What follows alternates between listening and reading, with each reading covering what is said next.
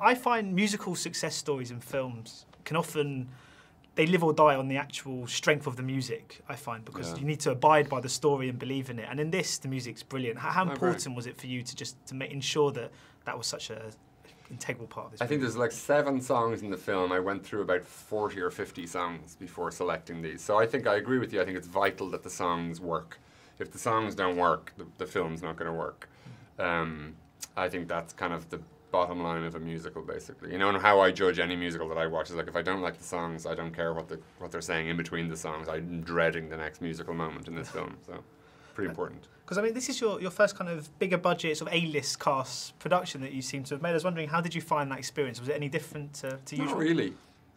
I have to say, not really. I mean, no, there was. It was great. You know, I've made a film before with a couple of stars in it, and I kind of got used to dealing with some of what that means. But it's generally, actors are very serious about their work and are only really interested in their work. And so it's the same as working with Glenn or Mar on Once, or my friends that I work with back at home in Dublin who are relatively unknown. No, you don't want to be changing your way of working. They're working with you because they like the way you've worked, so you have to make sure to carry that on and not suddenly become this sort of, you know, Hollywood guy or anything, or do things. You have to do things the way you do it. That's why they were drawn to doing the film in the first place. And I mean, in regards to the casting, I mean, Mark Ruffalo is sort of spot on in this role, and sort of exactly the sort of person I would have imagined to play this. So, as Keira Knightley, this is a bit of a departure for her. I was wondering what was it about her that you felt would fit this? That exact thing, actually, the fact that it was a departure for her. That's what excited me about it, was that it was seeing her do something different than she's just used to doing, and getting her to sort of go outside her comfort zone and improvise some scenes and be real and be, you know, and I think that's what drew me to her initially. Anyway, was that I like to watch people do things that I didn't know that they could do. It's kind of fun as an audience member to watch that. So I read at one stage Scarlett Johansson was a possibility. Was that the case? Yeah, she was. She was attached to the film for a while, and it didn't work out. And I kind of think it worked out to our advantage in that Keira, I think, is again because she's sort of, you've never heard her sing, and she seems unlikely in a way in that role. It makes the film sort of more delicious in a strange way, because like, oh, okay, you almost kind of want to watch them fail, and then she doesn't fail, and then it's like, oh, okay, fair play to her, you know, hats off. You kind of have to give it to her, you know, that she's done it really well in the end. It's amazing, isn't it, how the whole perception of a film and the whole image of the film, everything can change on that kind of, the difference in casting. It must have been such a different project when Keira Knightley sort of came on board. It must have felt also so different. It made sense, actually. Yeah. I mean, it made more sense with her and the whole transatlantic thing, because I'm an Irishman in New York, so it made sense that the character would be Irish or English, or, you know. And in fact, I'd written the film originally was written for an Irish girl. You know, it was a story of immigration. It was a story about 2 Irish people going to New York. So it made sense that they were coming from England. Of course, you've also hired sort of CeeLo Green and Yassine Bey and Adam Levine as well. How important is it for you to have real people from the music industry and bring them into this, to maybe kind of give it that stamp of authenticity and maybe share their own experiences with the rest of the cast? Yeah, that's exactly it. It makes it authentic, and and they've got a lot to share. Musicians tend to have a lot of stories, and they bring an awful lot of their own life to the character, and they haven't just been acting for 25 years, they've been doing something else, and that's invaluable in a film, you know, because the film is really good movies for me are about actors sharing their experience with the part. So if you take, for example, Mark, while there's scenes that we have to improvise in the film, or that I offered up for improvisation in the film,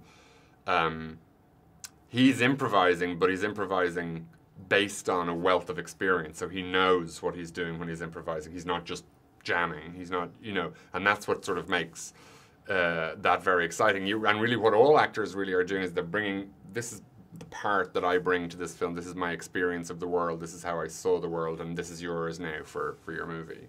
I noticed that the characters are quite vocal about their own kind of inspirations in the movie, and I think we hear music from Guys and Dolls and Casablanca. Was that almost you shadowing your own influences into the movie? Yeah. I'm into that music, and they're my guilty pleasures on my playlist, I think, or not guilty, but just pleasures. Of course, it once was made into a musical. It's a very successful stage play at the moment. Yeah, it is. How would you feel about the possibility of Begin Again sort of being reimagined on stage? I think it would be fine. I think it's unlikely, you know, for lightning to strike twice in the world, but I'm open to it. My bank manager is open to it. Yeah, it could. There's elements of the story, I guess, that would work on stage for sure. But I would be careful. And I think the songs are great, so you never know. You know, if the money's right, if the offer is right, if they make an offer you can't refuse. Because your projects do seem to be quite personal, very infused by kind of music, and none more so than the next one, Sing Street. Is that sort of quite autobiographical for you, that one? Yeah, that is definitely an autobiographical film. It's a kind of memoir-like, I guess, in a way, of a kid who goes to school in Dublin in the 80s. Posh kid in a working class school, or in a tough inner city school. And the fun and the terror of that, and the sort of the feeling of going to prison in the morning and, oh my God, what am I going to do? And he forms a school band, and for numerous reasons, to sort of get the bullies off his back and to get the teachers out of his, paying attention to how bad he is as a student, and to get the girl, which is the ultimate goal in life, apparently. And just finally, I noticed that Bono had a special thanks in Begin Again. And yeah. I was just wondering what his involvement was with this production, and will he be providing the original soundtrack for the next movie? Yeah, he will be writing some songs for Sing Street, and sort of helping out generally on the music and actually bits of the story, which is why how he was on Begin Again. He was sort of there.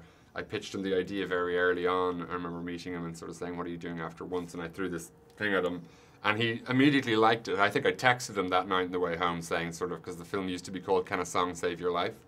And we were talking about that idea of whether art can actually change your life and really almost save your life, and we both sort of agreed that it can. And he was quite helpful on story structure, and he likes movies and watches movies closely, but he'll have way more of an active involvement in the next film. Yeah. Thank you so much for your time today. Thank you, man. Appreciate it. Thank Cheers. You. Cheers.